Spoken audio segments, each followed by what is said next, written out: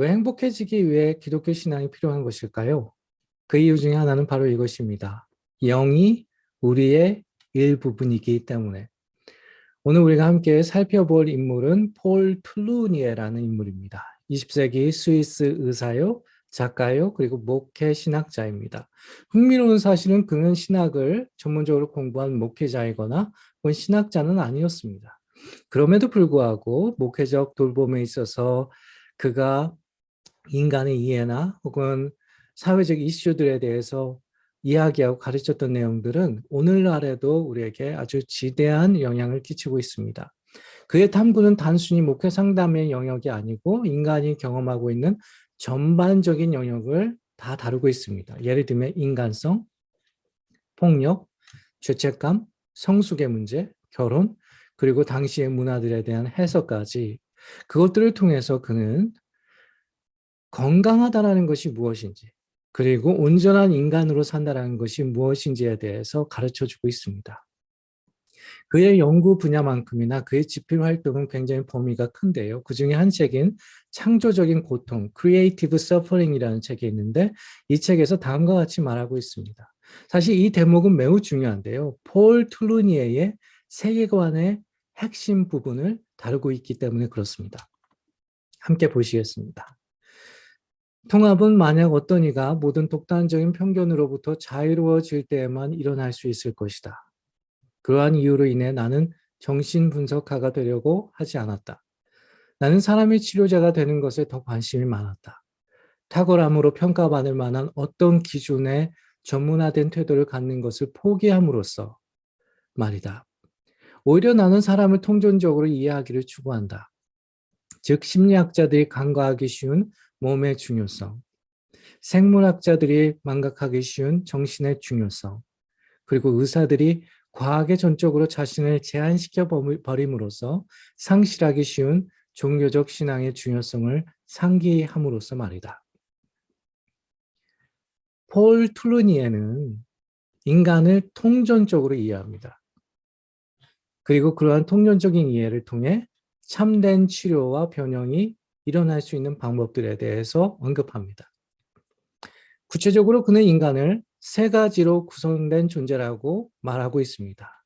몸, 정신, 그리고 영혼입니다.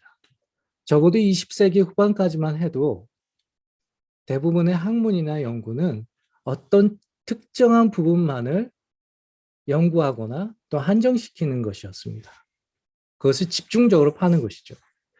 그러나 21세기에 들면서 이제 비로소 우리 인간의 경험이나 인간의 삶을 통전적으로 이해하기 시작했습니다.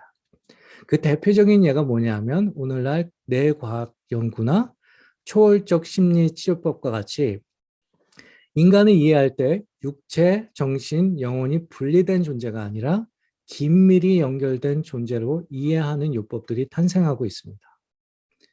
폴 툴루니에는 19세기 후반에 태어난 사람이었음에도 불구하고 인간의 이러한 통정적인 특징을 잘 간파하고 있었습니다.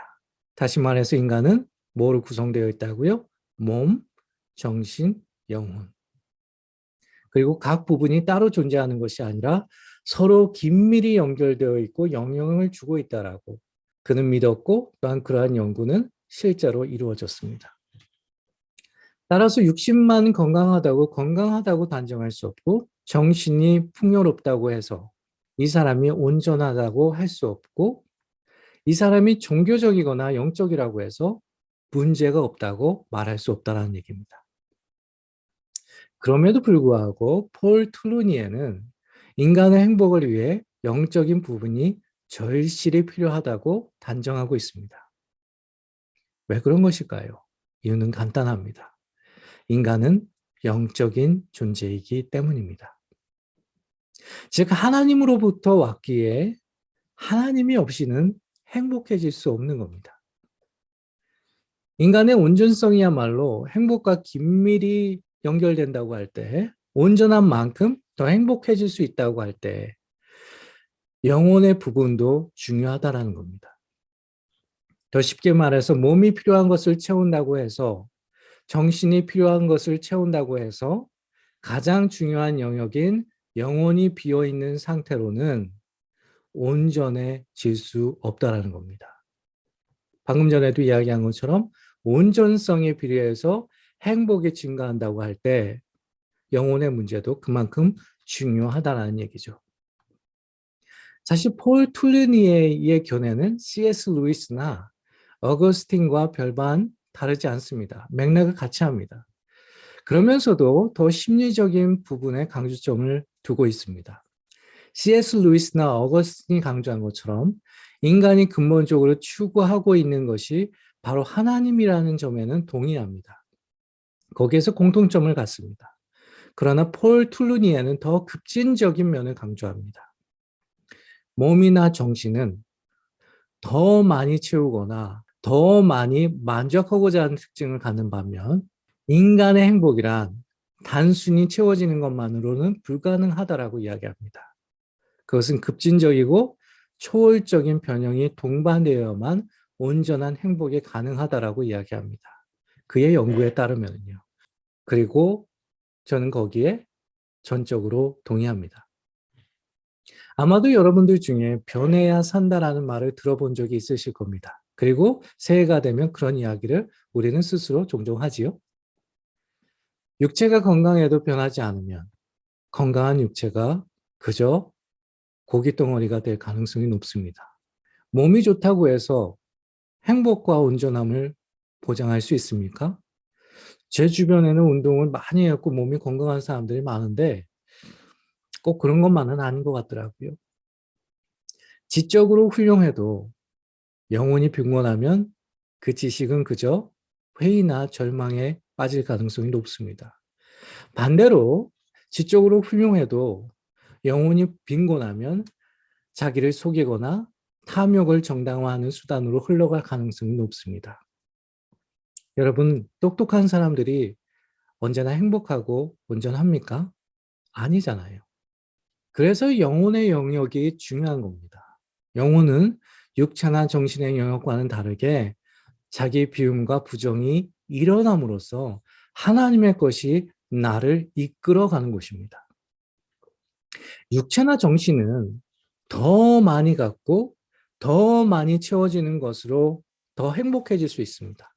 그러나 근본적인 변화가 인생 가운데 일어날 수는 없습니다. 그러나 영혼은 다릅니다.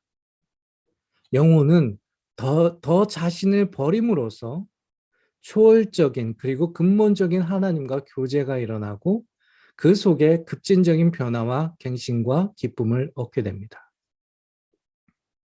아마도 여러분 중 이런 질문을 할 사람이 있으실 겁니다. 사람마다 나름 영적인 갈급함과 문제를 해결하는 방법이 다르지 않을까요? 꼭 기독교 신앙만 또 하나님만 강조하는 것이 옳을까요? 영적인 갈급함이나 문제를 해결할 수 있는 방법이 또 있지 않을까요? 일반적으로 사람들이 자신의 영적인 문제를 해결하는 방법들이 있습니다. 여기서 방법들이란 하나님 없이 영적인 문제를 해결하고자 하는 방법들을 뜻합니다. 크게 세 가지가 있는데요. 대중문화, 그리고 정치, 그리고 종교입니다. 가장 보편적인 방식은 바로 대중문화입니다. 대중문화의 가장 근본적인 주제가 무엇이라고 생각하십니까? 뭐 액션 무비든 호러 무비든 아니면 뭐라 그럴까요? 로맨틱 무비든 뭐 내용은 다른 것 같지만 스토리는 다르지만 그 근본 주제는 같습니다. 무엇입니까? 바로 구원입니다. 돈이 없던 사람이 부자가 되고 외로운 남자가 아름답고 따뜻한 여인을 만나고 구박받던 신데렐라가 왕자를 만나고 슈퍼히어로가 악당들을 물리치고 사랑 노래, 뮤직비디오, 스토리나 이슈는 다른 것 같지만 그 밑바닥에 흐르는 주제는 모두 같습니다. 바로 구원입니다. 구원에 이르는 길이나 소망 말입니다. 하나님 없이 영적인 문제를 해결하고자 하는 두 번째 방법이 있다면 그것은 바로 정치입니다. 우리는 정치에 관심을 당연히 가져야만 합니다. 크리스천이라고 해서 정치에 관심 없으면 안 됩니다. 만약 여러분이 현실이 더 망가지고 싶지 않다면 정치가 바로 서는 방법밖에 없습니다. 무지한 정치가 얼마나 무서운 것인지를 세계사나 타국의 사례를 통해서 우리는 잘 알 수 있습니다. 정치의 주된 테마가 무엇입니까? 바로 새로운 세상입니다. 내가 당선되면 마치 유토피아가 탄생하고 아무런 문제가 없을 것 같은 세상이 올 것이라고 여겨지도록 만듭니다. 불행 끝 행복 시작이 가능하다고 이야기합니다. 하나님 없이도 영적인 문제가 해결되지 않아도 새로운 세계가 열릴 것이라고 믿게 만듭니다.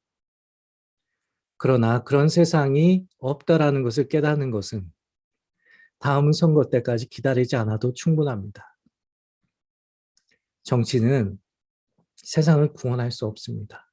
정치는 세상이 더 망가지지 않도록 사회를 유지시키는 힘이지 변화시키지는 못합니다. 재창조와 구원은 오직 하나님으로부터만 옵니다.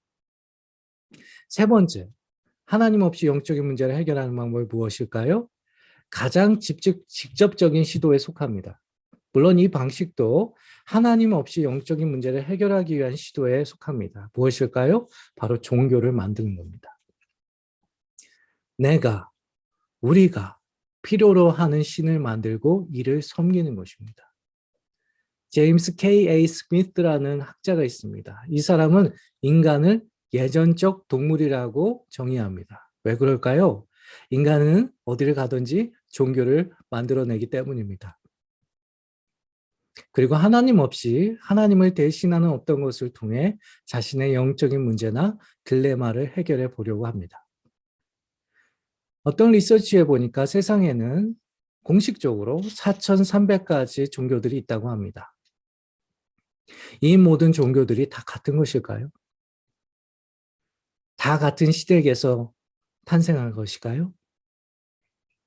대부분의 종교는 그저 인간이 근본적으로 가지고 있는 욕망, 죄책감, 그리고 영적인 빈곤함을 채우기 위한 자기 창작품에 불과합니다.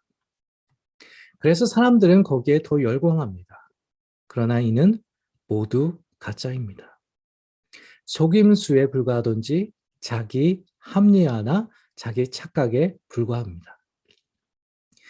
이러한 측면에서 볼 때 개인적으로 기독교를 종교라고 표현하는 말에 동의하지 않습니다. 그것의 시스템이나 문화가 인간의 창작적 노력에 의해서 탄생한 것은 분명합니다. 기독교는 하나님이신 그리스도가 이 땅에 오심으로부터 시작된 어떤 사건입니다. 하나님의 자기 계시에 기반한다라는 말입니다.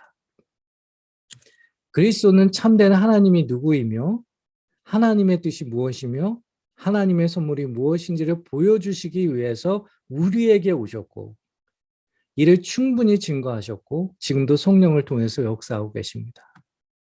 이러한 의미에서 다른 종교들과는 근본적으로 차이가 있습니다. 중요한 것은 바로 이것입니다. 영적인 문제가 해결되지 않고는 인간의 행복은 결국 피상적일 뿐이라는 겁니다. 왜냐하면 인간은 하나님으로부터 왔고 영적인 존재이기 때문입니다. 영혼의 고향인 하나님을 만나고 그와 함께 살아가는 것이 없이는 인간은 결코 행복해지거나 온전해질 수 없습니다. 육체적 건강, 정신적 풍요도 중요합니다. 그것을 부정하는 것이 아닙니다. 육신의 건강을 위해 우리는 무엇을 해야 할까요? 운동도 많이 하고 좋은 음식 먹고 충분히 쉬어야 합니다. 정신 건강을 위해 무엇을 해야 할까요? 천천히 생각하고 좋은 지식을 많이 쌓아야 합니다.